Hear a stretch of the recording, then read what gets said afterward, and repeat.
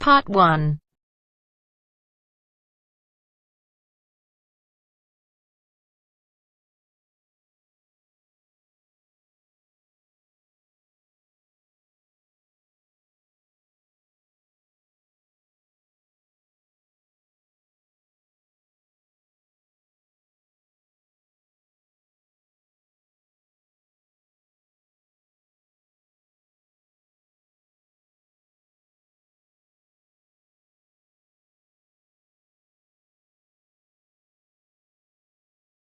You will hear a conversation between an agent from City House Services and a customer who wants to have her house cleaned. First, you have some time to look at questions 1 to 4.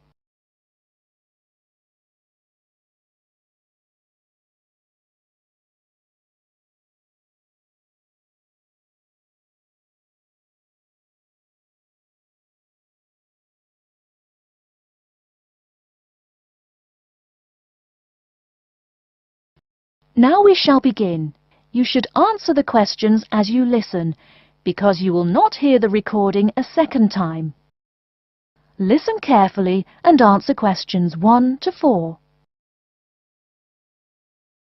Good morning, City House Services. How may I help you? Good morning. I'd like to arrange to have my house cleaned. Certainly. I just need to ask a few questions. First, could I take your name? Yes, it's Barbara Hill. Thank you. Next, is your house in London? Yes, it's in Kingston in southwest London. Okay, southwest London, and, what's the postcode? SW105. And what is the square footage and what rooms will be cleaning? The whole house is 268 square feet, and there is no need to clean all the rooms. I only want to have my bedrooms cleaned. Okay. How many bedrooms does the house have? 3 bedrooms. Oh no, sorry, we used to have 3 bedrooms, but we only have 2 bedrooms now. Are those single bedrooms or doubles? Doubles. Fine, 2 doubles. There's one more room which needs cleaning. It was used as a bedroom before, and now we have converted it into an office. I understand. 3 rooms have got to be cleaned. And are all of those rooms upstairs? Yes. Then downstairs we have a kitchen diner, conservatory and lounge. The kitchen diner is quite large and has the usual equipment: cooker with oven, refrigerator, cupboards and worktops. The conservatory has a lot of plants, but there's no need to take care of them. The lounge has a leather 3-piece suite and a large coffee table. Thank you. And do you keep any pets? Yeah, I really love keeping them. I've got 2 dogs and 3 cats. Okay, then if our staff come over to offer the service, please take your pets away. Have you looked at our service packages? Yes, I have one in front of me. Excellent. Before you hear the rest of the conversation, you have some time to look at questions 5 to 10.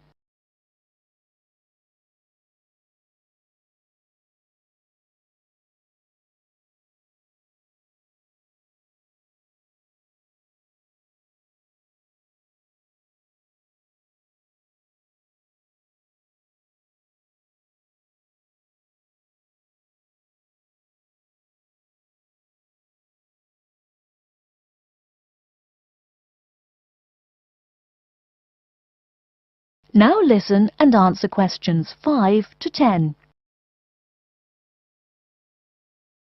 Any extra services you need?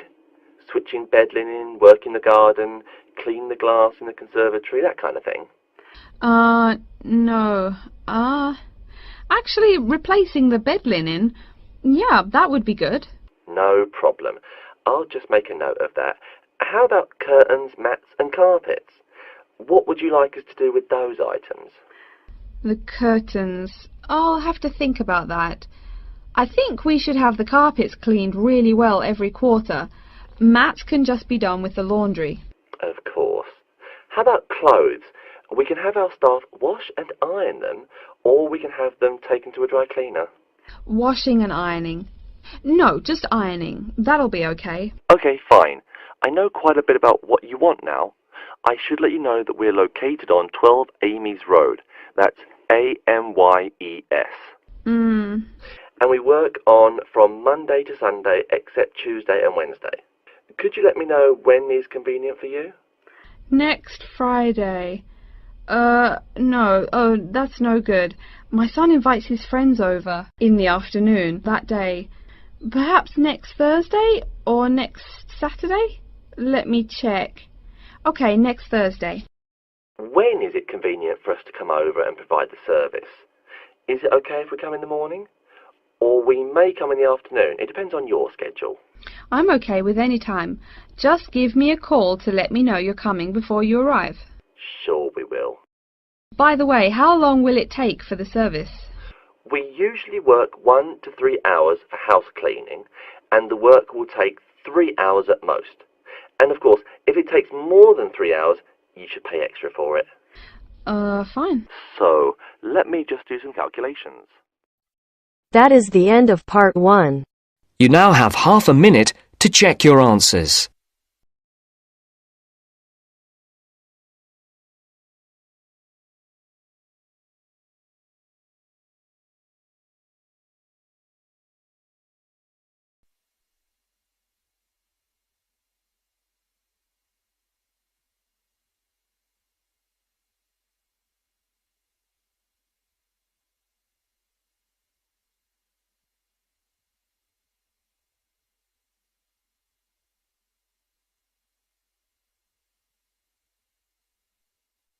Now turns to part 2. Part 2. You'll hear a talk by a security worker from Sydney Airport who is introducing the day-to-day operations of the Australian Quarantine Service. First, you have some time to look at questions 11 to 17.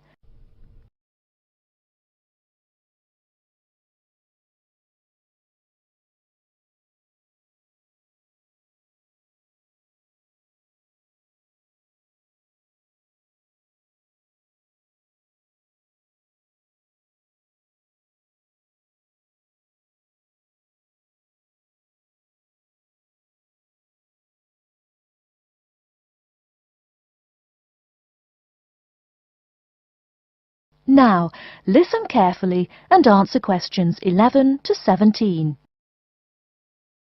Hi everyone and welcome to Sydney Airport. Today I'll be giving you the inside information on the day-to-day operations of the Australian Quarantine Service here. We hope to provide you with a better understanding of why such heavy security regulations are necessary by educating you on how we operate and why we do the things we do.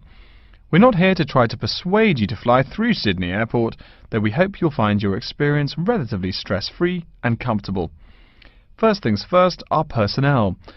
Can anyone guess how many people work at Sydney Airport? We have 200 alone working in Terminal 2, so can you guess how many in the whole airport? I heard someone say 360. That's getting closer. What? Did someone say 2,000? That's way too high. Sydney Airport actually employs 440 people. A lot, right? And about half of those employees work in security-related matters.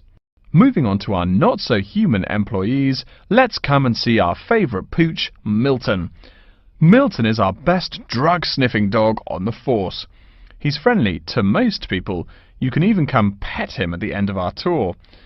Burnouts, beware though. He'll find everything. Notice that even though there are so many of us around him, Milton stays quite calm. This is the precise reason he was chosen for the job. Dogs that are chosen are not predisposed to sniff out different narcotics. That's something we teach them already. So here's a part of the airport most people never notice, the cargo transport terminal. This is where packages are shipped to and from. Normally we ship around 4,400 packages per month. In this airport alone, over 52,000 packages were shipped in and out over the past year. We ship to and from 170 different countries. Not bad, eh? Probably it will go up to over 72,000 packages this year. And despite over 100 flights in and out of here daily, the number of lost or delayed packages is impressively low.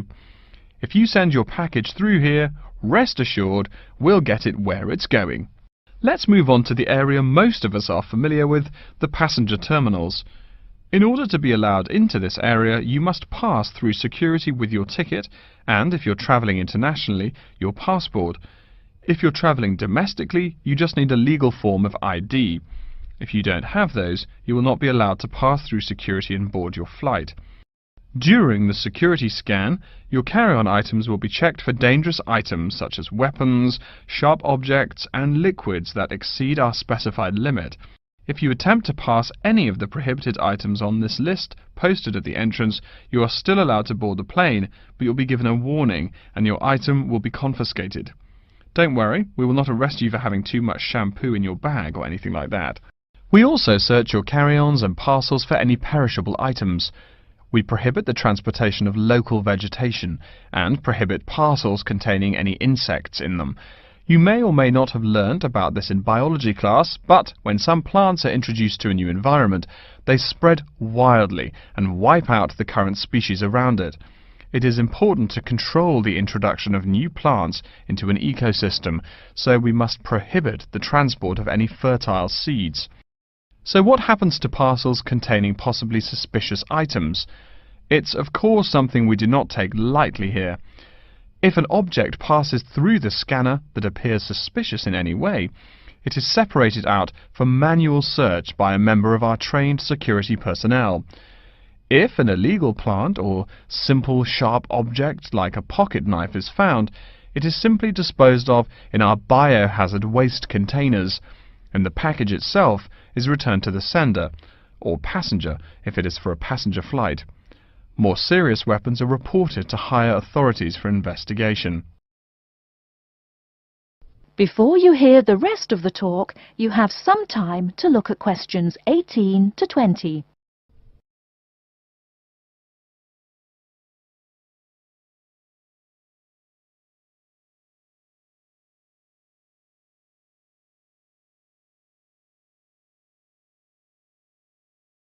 Now listen and answer questions 18 to 20. As far as parcel security, the material of the parcel is important. For shipped goods, the most common material used and the most widely accepted is paper. Make sure it is packed sturdy enough with no rips or tears. We've definitely had packages rip open before due to haphazard packing. A more common problem, though, is the package labels. When an item does not make it to the right place, this is the most common reason. The label may not be in the right place or marked clearly enough. If you're receiving any items from abroad that must be declared, please remember our guidelines in order to ensure the timely delivery of your item. Make sure it is packed correctly, and we ask that you notify customs between 2 and 10 days within the item's scheduled arrival date. OK, before we move on, are there any questions? That is the end of part 2. You now have half a minute to check your answers.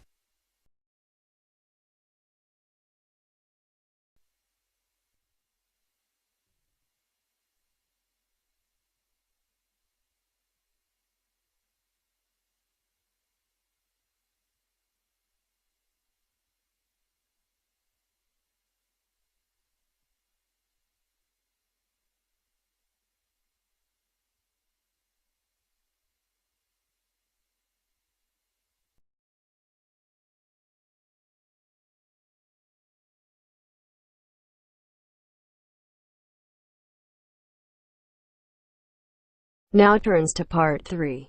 Part 3. You will hear a librarian called Adam Smith talking to the students about how to use the facilities in the library. First, you have some time to look at questions 21 to 26.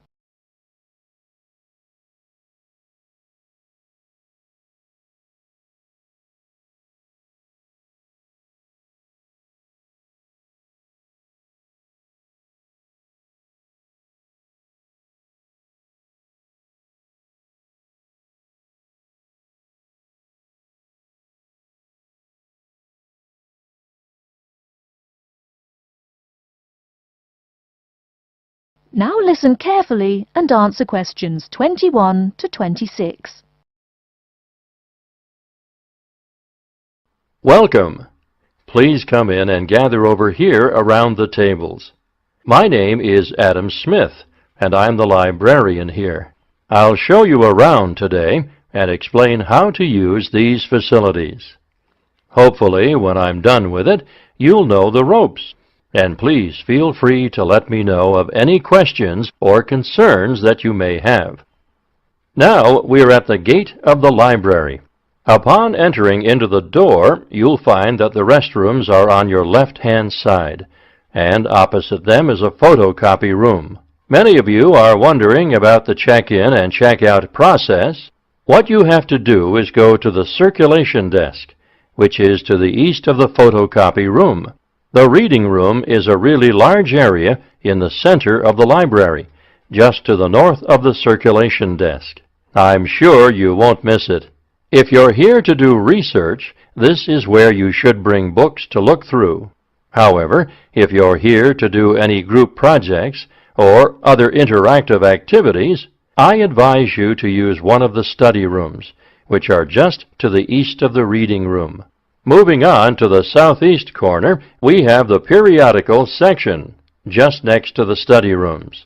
We have a collection of different newspapers and magazines in this section. You can get last week's weather reports, or all the top stories 5 years ago. Our periodicals can be traced back 20 years to the time when our school library was built.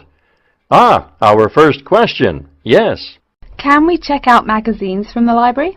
I'm sorry, but you cannot take any periodicals out of the library. You're welcome to read them for as long as you want while you're here, but you cannot check them out. I wonder if there is any place where we can get some food in the library. Do we have a store here? Of course. The Food Service Center is just meters away from the study rooms. It's on the northeast corner as you look at the map. The Food Service Center offers different kinds of snacks, though it's not big. Well, moving on along to the west, you will find the Video Resource Center on your right hand. We have educational videos and documentaries, as well as major motion pictures. We ask that you pay attention to the tag on the video that you pick up, as many of our documentaries are for on-site viewing only and may not be taken out of the library. To the west of the Video Resource Center is our satellite TV station. Here we stream the news from Channel 19 for most of the day. How many channels does it have? It does have nearly 200 channels, but we generally will give top priority to channels with some big events, like presidential addresses or other breaking news. During the coverage of the presidential debate, students will take a break from studying and flock to watch it. Last, but perhaps most important, is the inquiry desk. It's just on the left-hand side when you walk into the library, so it's impossible to miss it. If you have any questions about how to use equipment or where to find something, come and ask the assistant. Don't be shy, because that's what they're here for. Before you hear the rest of the talk, you have some time to look at questions 27 to 30.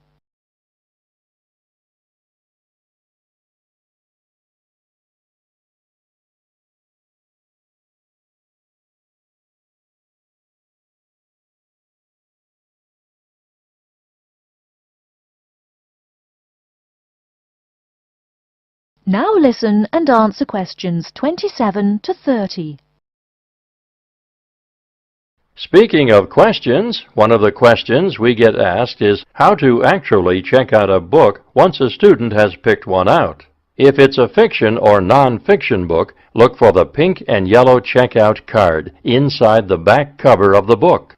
You can also find information about the book on these cards, including its publishing date, genre, ISBN, and a log of dates it's been checked out before. Present this card to me or any library assistant, and we'll stamp it, and then the book can be kept for 3 weeks.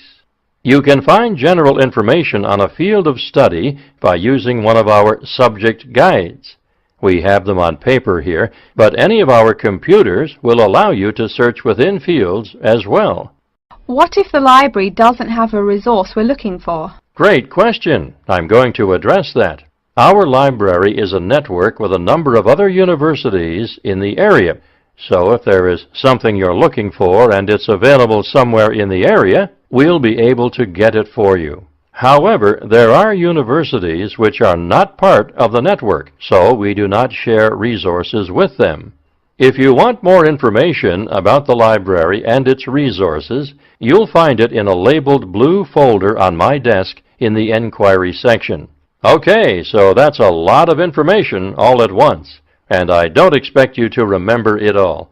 The most important thing is please be respectful of the staff, and if you need help with anything at all, come and ask me or one of the assistants. All right, any questions?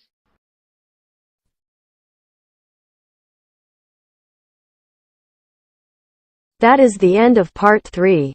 You now have half a minute to check your answers.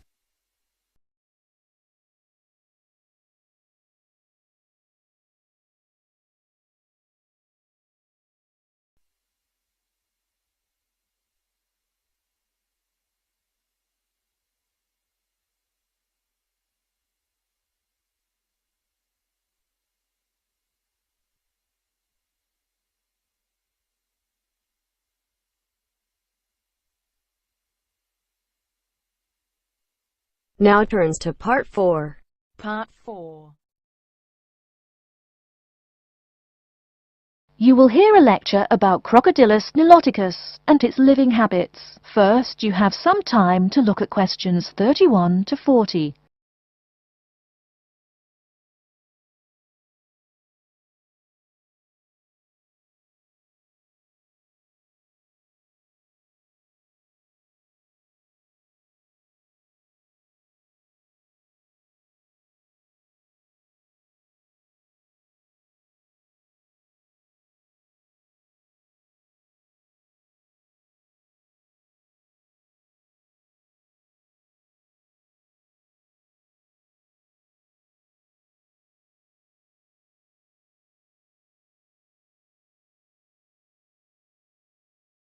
Now, listen carefully and answer questions 31 to 40. Good morning. Today we will continue our study of Crocodilus niloticus by talking about its living habits. We've already discussed the evolutionary attributes that set it apart from its crocodile relatives. Does everyone remember that? Yes, it has an extremely narrow snout and 3 or 4 rows of protective scales on its back, as compared to 2 rows on other members of the Crocodilus genus. Let's take a look at how these carnivorous man-eaters live, where they live, and finally, whether they really deserve their vicious reputation. To start, I'd like to address a great question posed to me by a student during yesterday's office hours. We talked about the distribution of crocodiles in Africa and saw that they are highly concentrated in the south and west of the continent. This student noticed that on the map displaying the distribution of crocodiles across Africa, there were no crocodiles in the northern region, and found no mention in the literature of the existence of crocodiles in the north of Africa. Why might there be no crocodiles in North Africa? Let's save this question for later in the lecture. To find out more about the social habits of the African crocodile, one researcher named Tara Shine of the University of Ulster in Northern Ireland conducted a survey of the wetlands in Mauritania and received reports of 46 crocodiles living in one group, or float as we say when referring to crocodiles, though the usual number is a little less than half of that. In general, crocodiles are more highly concentrated in wet subtropical environments near bodies of water and rich vegetation. While South American crocodiles thrive in cool rainforests, the African crocodile is more equipped for heat. Though they can survive at the hot temperatures found in some deserts, they are not equipped to handle dry climates and thus cannot survive in places like the Sahara Desert of North Africa. As cold-blooded animals, crocodiles' core temperatures fluctuate from their average of 38 degrees Celsius as external conditions change. Thus, they need to avoid extreme temperatures. Others live an underwater life, keeping a body temperature close to that of the water. As their own unique method of regulating their body temperatures, some African crocodiles have made dens by digging holes in the ground to provide themselves with a cool, dark place to retreat from the hot African sun. Speaking of the hot African sun, let's go back to the question asked at the beginning of the lecture. We know that there used to be crocodiles in northern Africa, yet today there are none. What are some possible explanations for this? Some students have suggested that the African crocodile has evolved from a desert creature into a wetland creature, thus causing them to migrate south for more appropriate conditions. Others presume that the crocodile was hunted out of northern Africa by a fiercer predator. While these are intelligent guesses, the real story is a little bit different. The key to this migration is that the Sahara Desert did not always cover the north of Africa. About 8,000 years ago, the land was fertile wetlands, perfect for breeding crocodiles. Over time, though, the area dried out and the wetland slowly turned to desert, leading the African crocodile to migrate south to the marshlands they call home today. Some crocodiles did, however, adapt to living in dry conditions. In Mauritania, some crocodiles have learned to survive in an area where they can go up to 8 months with no water, by spending the driest of times in what's called a torpor, or short period of hibernation. To utilize every bit of rainfall, these desert crocodiles dig underground caves that collect runoff, thus staying cool and hydrated. During the mating period in November and December, males attract females to their viciously protected territory through a number of behaviors that range from snapping their jaws all the way to sending infrasonic pulses through the water. Afterwards, the female digs a hole up to 60 centimeters in depth to store the eggs for an 80-day incubation period. The female protects these eggs during the period, and sometimes even helps crack the eggs with her snout at the end. These teeth-gnashing carnivores are softer than we think. Although these vicious creatures have attacked humans on a few occasions, the residents are not afraid of them. In fact, they show a great deal of reverence towards these wondrous creatures. Some say that crocodiles bring water to their habitat, so if they leave, they will bring the water with them. Obviously this is not true, but it demonstrates the admiration the inhabiting people have for crocodiles. Generally, crocodiles do not predate on humans. They attack when humans populate the crocodile's habitat, instilling fear and uneasiness in the crocs. Like any other species, crocodiles are known to attack when feeling fear. There's still a lot more to be discovered about the African crocodile. Researchers want to know more about the population size, how many crocodiles inhabit Africa in all, how they form separate floats, etc. There is still also much to learn about migration patterns and relations to other populations of crocodiles now found in other parts of the world. Next time, we'll examine a few specific case studies of crocodile populations in southern Africa. That is the end of part 4. You now have half a minute to check your answers.